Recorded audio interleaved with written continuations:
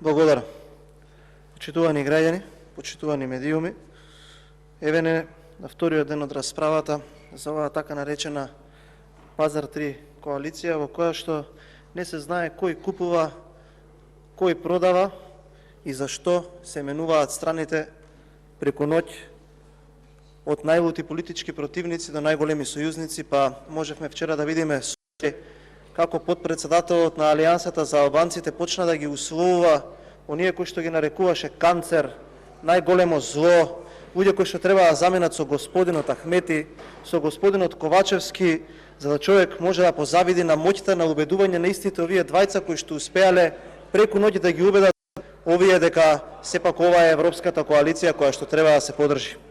Она што треба да се знае дека токму точката на дневниот ред за разрешување на министерот за здравство Беким Сали, на кого што веднаш кога го предложија за министер, лично јас му кажав дека седи до оние кои што брутално го испокрадоа на локални избори во Чаир и кои што пред да го разрешат или веќе разрешен му ја префрлија вината на починатото момче за кое што немаше лек.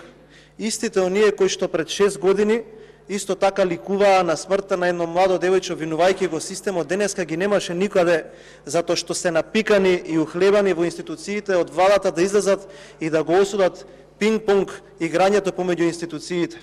Искочи на крај разрешениот Сали и вели министерот, односно премиерот Ковачевски можеше многу порано да помине точката на дневниот ред на владата доколку не беше зафатен со меѓукоалицијски договори. Него кажав тоа, јас ке си го расчистите со Сали, господине премиера, можете и да излезете и да го објасните тоа на јавноста, затоа што министерот каже дека сте можеле на седница на влада и многу порано тоа да го расчистите, ама немавте храброст и така кукавички му го подметнавте на и веќе разрешениот Сали, кој што членувајќи во партијата која што мислеше дека дава алтернатива на ДУИ, побрзо да ве спаси кога беше 60, даде уште 13 месеци за да се изживувате со македонската јавност. Господине Ковачевски, вие најдобро од сите знаете какви се мерењата на јавните мислења и дека по-разочарани граѓаните никогаш не биле ниту една влада досега. Сакате на анкетата на ИРИ, 94% сметаат граѓани дека не се движи земјава во правилна насока.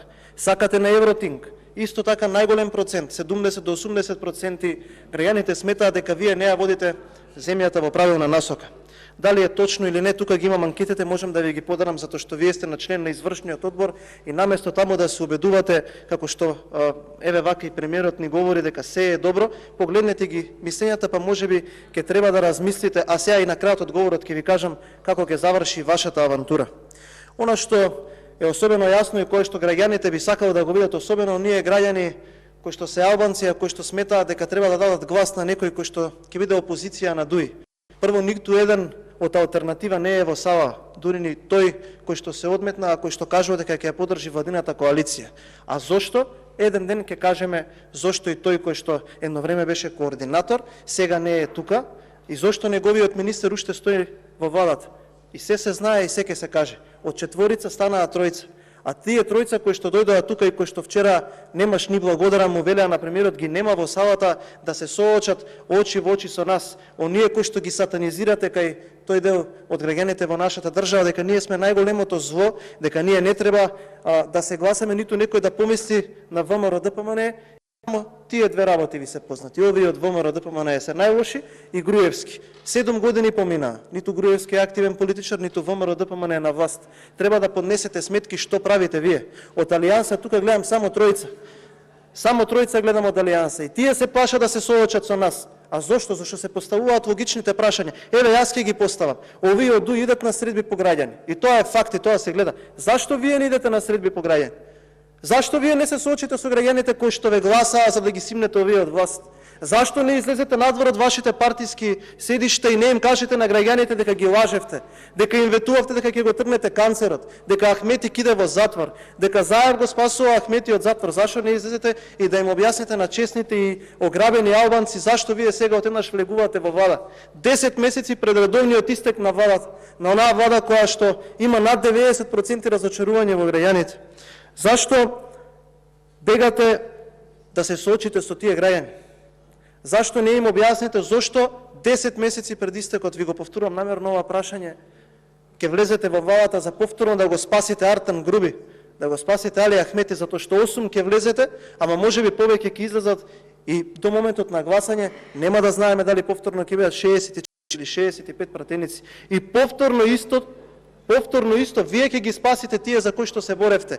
Мене не ми е јасно како можете кога единствениот лајт мотив и идеологија на вашата партија е да се спротивставите на некого, зашто им објаснувате на граѓаните, од кого ги плашите, од ВМРО, од ДПМН, од Груевски ги плашате граѓаните. Граѓаните знаат. Ова треба да му го објасните на сиромашниот и чесен албанец кој што секој ден си го испраќа своето дете за Швајцарија, за Германија на автобуските станици. Тоа треба вие да му објасните. Затоа што пред неколку години во вас видоа надеж и ви ги дадоа гласовите. И ќе треба да им објасните на луѓето. И само продолжете да го сатанизирате ВМРО ДПМН. Јас можам со секој еден од вас да дебатирам и колку проекти се направени, дали ВМРО ДПМН ги дели граѓаните или не. И на таа идеологија можете уште 10 на месеци. А зашто уште 10 на месеци? Заради тоа што сакале вие или не. Вие од Алијанс, дали некој друг. Многу премиерот кој што седи тука и овие од СДСМ кои што го поддржуваат. Нема нешто што не направивте изминатите 4 години за да останете на власт. Најголем дел од разочараните граѓани се и граѓаните кои што членуваат во вашата партија. Покажавте дека немате ниту образ, ниту дигнитет и дека за вас е само ден на власт да помине и дека вие би дале се. Дека вие би дале се што можете да дадете само да останете уште повеќе на власт. И токму затоа е не само, би рекол, разочарување, чувство на гадење имаат граѓаните на Република Македонија кога ве гледаат што се не правите и како така нареченото политичко мнозинство сега се лепи на некоја европска идеологија и дека вие сте биле за Европа, а другите политички партии не биле. А европски ли е кога вашите лопови од владата ги крадат народните пари? Дали е тоа европски?